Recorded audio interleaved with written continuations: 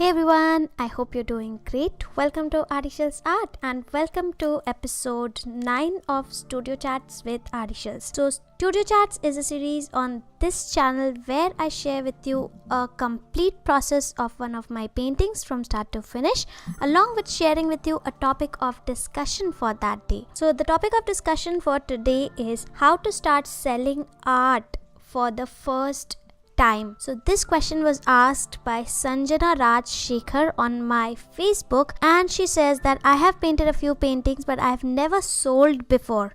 I just wanted to know how and where to start. So, I've shared so much on this channel, about selling, about pricing, about shipping, but it never occurred to me, that I should even share that how to get started with selling until I saw this question asked by Sanjana. So that is what I'm going to share right now. But before that, just in case you don't know me, my name is Shilpa and I am also known as Artyshils on the internet, and I am the content creator of the blog www.artyshils.com, and I'm the founder of online art school at www.artyshilsartacademy.com, a place from where you can learn how to draw or paint by taking various classes or workshops. And this painting right here is a part of monthly art classes at Artyshils Art Academy. So if you would like to learn how to paint this painting from start to finish, from learning each and every technique I used in this painting to how to paint this complete painting step by step, from knowing the colors to everything in this painting, along with my personal support and guidance, then do check out the monthly art classes. I will leave the link to the monthly art classes at Artyshils Art Academy in the description box below. But for now, without taking any more of your time, let's talk about how to start selling art for the first time. So I sell my art online, but that is not how I had started. I had never started with selling my art online because when I was just starting out, there was hardly any such thing as online, or maybe I was not aware of it. But I had no idea about this online market thing. So, whatever my experience has been with selling art from online and in person as well, whatever little I know or whatever I have gone through, I'll be sharing with you all that. I'm not an expert at this topic, but I can definitely share with you what my experience has been. So, to get started with, this may be just very general point that you may be aware of, but I would just still like to repeat that first of all, you really need to make something that you'll be really proud to give away or proud to sell. So if you have made something, you've put in a lot of effort, you've put in a lot of work, and you're very proud of what you've made, so that is definitely something that you would love to sell. But if you have made something that from your heart that it is not that great quality, you have not used the amazing materials, I just made it for practice, let's see if it sells or not, I've just made this mural and I'm not sure if it will fall apart after it sells.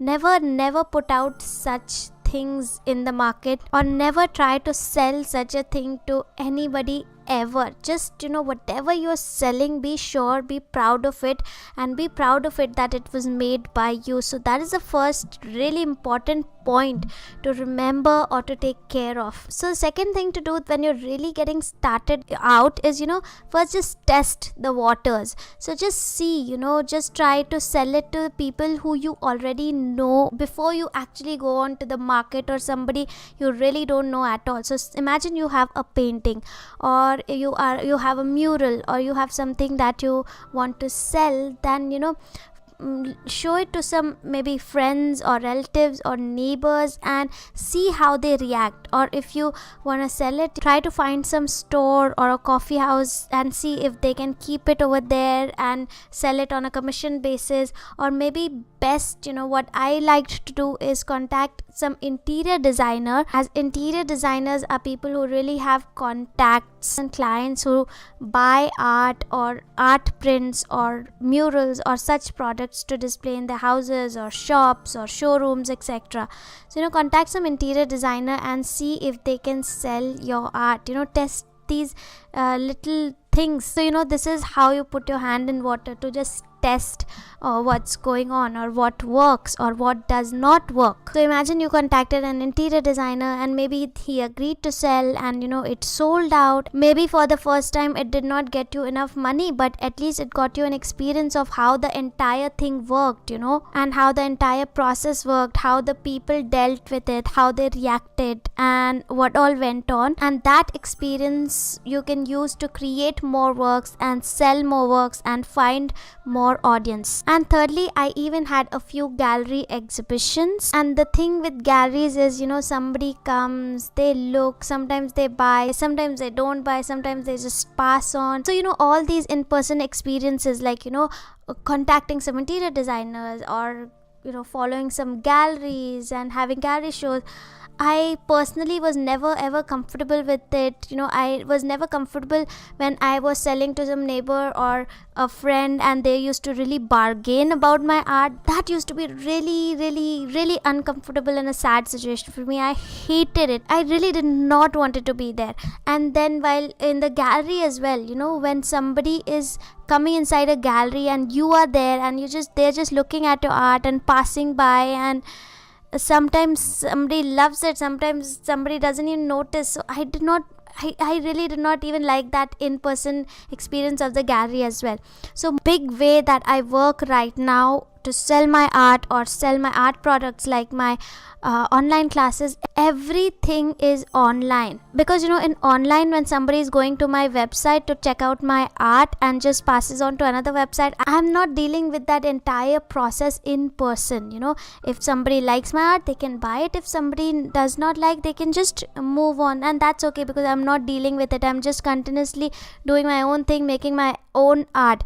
And second of all, in the online world, there's nobody to bargain with me. And even my audience is such that they do understand the hard work that I put into my work, and the dedication that goes in, the material that goes in. So then the audience already understands that they themselves don't bargain. So that's why I prefer online world. So to get started in the online world, the two ways that you can follow is, first, build your own audience. Build your own audience by sharing on Instagram, and if you like videos, you can share on YouTube, because YouTube has been the biggest source when I was starting out with selling my work. At that time, YouTube really helped me a lot. But nowadays, a lot of people, they don't make YouTube videos or anything, but they sell really amazingly. They're doing amazingly through Instagram and Facebook, because they've already worked hard, by sharing, by helping, by commenting and all that. They've just really built that audience and that presence that helps them to share their art. So build an online audience, by participating in the communities, by commenting, by replying to comments, by joining the groups where the artists are or the art collectors are. And how to build an audience online, that is completely different video. That is an entire video.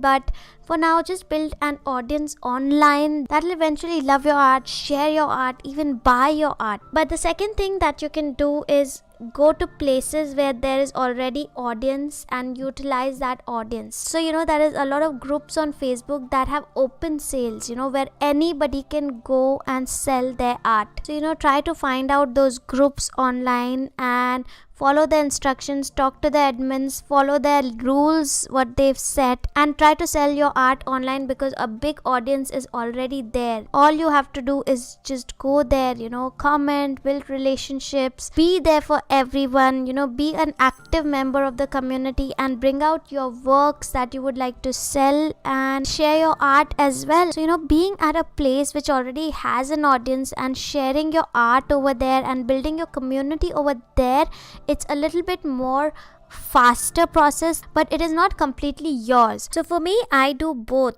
I have my own audience as well, and I sell my art even places which already have an audience. But I would still concentrate on building my own audience. It may take a lot of time, but at least they are there just for my work, and they are more really connected connected to me and nobody can take them away from me.